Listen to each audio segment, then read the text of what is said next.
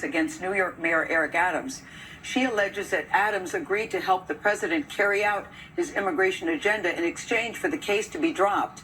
And in a joint interview this morning on Fox, sitting next to the president's new immigration czar, Adams insisted there was no quid pro quo. Scott McFarland has more on this story. Scott, good morning.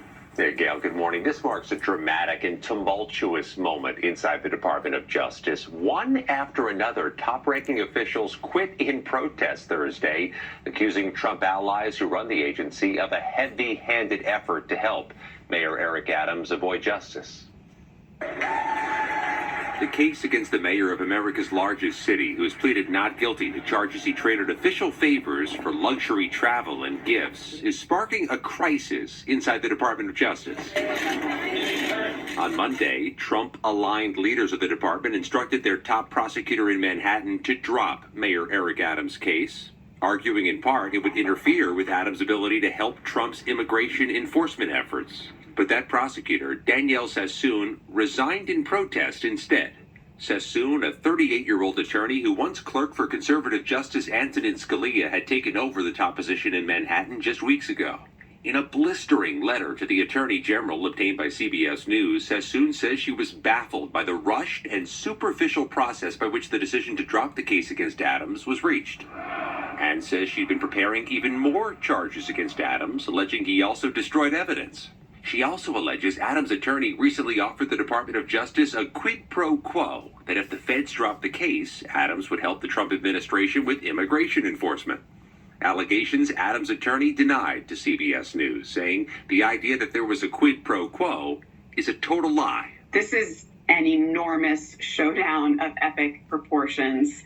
CBS News legal contributor Caroline Polisi. We'll see how many other prosecutors agree with Sassoon or whether or not Trump can find loyal supporters that will essentially just do his bidding. When Sassoon resigned, the Department of Justice then turned to two leaders in Washington with the Public Integrity Section and the Criminal Division to dismiss the case against Adams, but they resigned as well.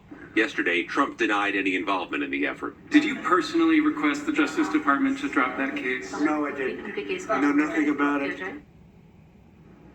Escalating this battle even further, the Deputy Attorney General sent Sassoon a letter saying the line prosecutors who worked with her on the Adams case will be placed on administrative leave, and that her conduct, which he called insubordination, is now under investigation.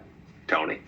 All right, Scott, thank you very much. To some other developments in Washington, mass firings of federal workers are underway this morning, part of the Trump administration's effort to dramatically cut back on the government overall. The firings could only number in the hundreds of thousands. And in another dramatic change, the president is promising more tariffs, this time on any country that has a tariff on us. He says, basically, if they charge us, we're going to charge them right back. Nancy Cordes is at the White House with more on what all this means. Nancy, good morning. Good morning, Tony. This can be confusing, so here it is in a nutshell. Currently, many countries place higher tariffs or taxes on U.S. goods than the U.S. imposes on theirs. President Trump is directing his advisors to now even things up. He says it will mean more revenue for the U.S. government, but economists warn it could also lead to a global trade war and drive prices up here at home. Whatever they charge us, we're charging them. Announcing his new plan in the Oval Office, President Trump said no country will be exempt from his reciprocal tariffs. This applies to everybody across the board. The term reciprocal tariffs may sound dry, but they could affect the price of almost everything. For example, the European Union currently imposes a 10% tariff on imported cars. But the U.S. only levies a 2.5% tariff on their cars. That would change under Trump's plan.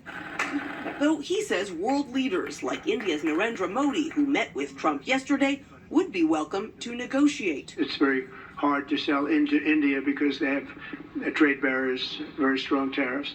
We are right now a reciprocal nation.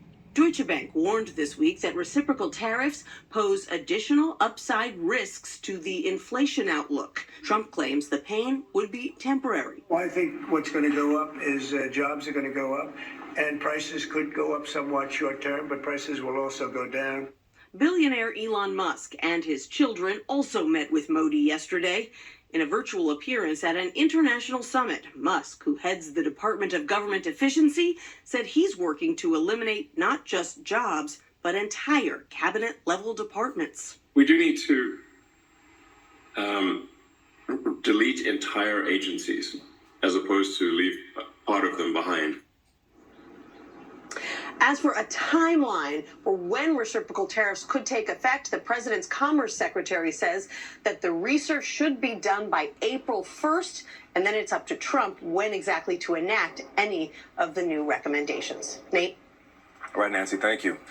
And right now we have CBS News Money Watch correspondent Kelly O'Grady here right now to break down what these tariffs actually mean for your bank book.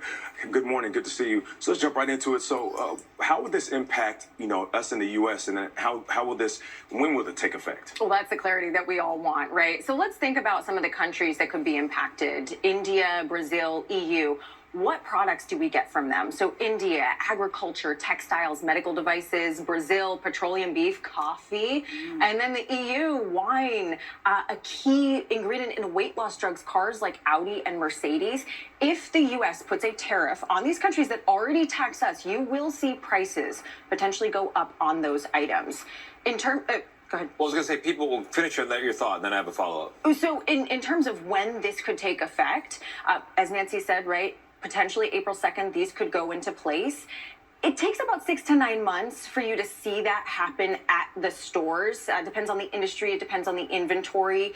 But we have a very delicate inflationary environment. This could escalate into a trade war. Could also be a negotiation tactic. Yeah, I was jumping the gun on the counterpoint here because people care about rising prices, but they don't feel them as much if their wages are going up. So I think a question is, how does this affect businesses, and could it lead to more jobs somehow?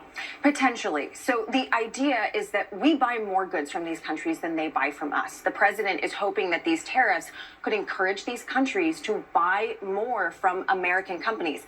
That means more demand. That means more need for American jobs. So you could see something like that happen. Unfortunately, these companies, they don't know when this is going to happen. It takes investment. It takes clarity to make that investment. And I will note, the last time we did see industries lose some jobs because of these higher prices. All right.